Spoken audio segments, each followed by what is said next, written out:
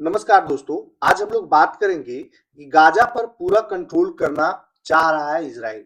Gaza का 50% हिस्सा पर पहले ऑलरेडी कंट्रोल में था।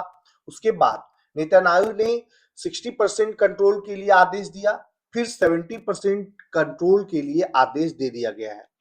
आपको पता होगा कि इजराइल और गाजा पट्टी का वॉर जो है वो ऐसा हुआ था कि वहां रहने वाले लोग जो है वो पलायन कर गए। बड़े बड़े बिल्डिंग जो है वो ढा दिए गए, लोग परेशान रहे कैंपों में जाने के लिए। और अब इजराइल के प्रधानमंत्री बेंजामिन नेतन्याहू ने गाजा पट्टी के 70% हिस्से पर सैन्य नियंत्रण लेने का आदेश जारी कर दिया है। वेस्ट बैंक में गुरुवार को एक प्रेस कॉन्फ्रेंस में उन्होंने कहा, हम इस समय हमास को दबा रहे हैं। अब हम गाजा पट्टी के 60% इलाके को कंट्रोल करते हैं। पहले हम 50% करते थे, फिर 60% पर पहुंचे हैं। मैंने आदेश दिया है कि इसे बढ़ाकर 70% तक कर दिया जाए। तभी एक भीड़ से नौजवान उठता है और कहता है कि 100% कंट्रोल करना चाहिए। लेकिन प्रधानमंत्री जी कहते हैं कि एक एक कदम आगे बढ़ाते हैं हम लोग। इस पर नेतन्याहू ने कहा, एक एक कदम आगे बढ़ाते हैं, पहले 70% तक पहुंचे हैं, फिलहाल वहीं से शुरुआत करते हैं। हम हर तरफ से उन पर दबाव बना रहे हैं। इजराइल का एक्शन सीज फायर शर्तों के खिलाफ है। यह कदम अक्टूबर 2025 में हुए युद्ध विराम समझौते की शर्तों के विपरीत माना जा रहा है।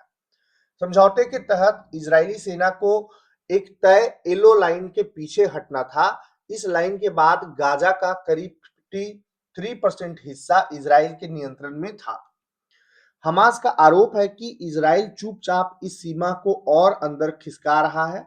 अब कई रिपोर्टों के मुताबिक गाजा के करीब 60 से 64% इलाके पर इजराइल का नियंत्रण है। इजराइल हमास के बीच शांति योजना के अगले चरण में हमास के हथियार छोड़ने और इजरायली सेना की वापसी का प्रस्ताव था, लेकिन दोनों पक्षों के बीच बातचीत फिलहाल ठप पड़ी हुई है। 22 लाख लोगों को एक तिहाई हिस्से में रहना पड़ रहा है। पहले से ही युद्ध, बमबारी और लगातार विस्थापन की वजह से गाजा के ज्यादातर इलाके तबाह हो चुके हैं। द गार्जियन रिपोर्ट के मुताबिक अगर इजराइल 70% इलाके पर कब्जा कर लेता है तो गाजा के करीब 22 लाख लोगों को कुल जमीन के एक तिहाई में से भी कम हिस्से में रहना पड़ेगा। European council on foreign relations के विजिटिंग फेलो मोहम्मद सिहादा कहते हैं कि हालात पहले से बेहद खराब है। उनके मुताबिक हर खाली जगह पर विस्थापित परिवारों के टेंट लगे हैं। अगर इलाका और छोटा हुआ तो बड़ा संख्या में लोगों के पास रहने की जगह तक नहीं बचेगी। इजराइल हमास के बीच अक्टूबर 2025 में सीज फायर का ऐलान हुआ था।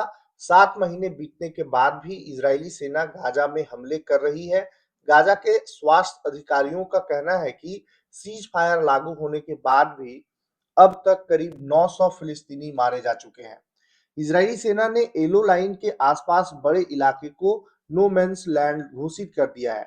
यहाँ किसी भी गतिविधि को खतरा मानकर कार्रवाई की जा रही है। संयुक्त राष्ट्र की हालिया ब्रीफिंग में भी बताया गया है कि उत्तरी गाजा के जबालिया इलाके में टैंकों की आवाजाही लगातार बढ़ रही है और ड्रोन किसी भी हलचल को निशाना बना रही है। और इस तरह से इजराइल ने गाजा पर पूरी की पूरी 70% कंट्रोल करने जा रही है। अभी लगभग 64% कंट्रोल इजराइल का है और इसके अलावे अभी भी काम जो है वो जारी है। अब इजराइल बचेगा या इजराइल जो है अब पूरी की पूरी तरह नामो निशान खत्म हो जाएगा इजराइल का, ये आने वाला समय बताएगा। लेकिन इजराइल जो अपना मकसद से वॉर लड़ा था, हमास और इजराइल का वॉर हुआ था, उसमें गाजा पट्टी को कंट्रोल करना चाह रहा था और वो कंट्रोल हो भी रहा है। धन्यवाद।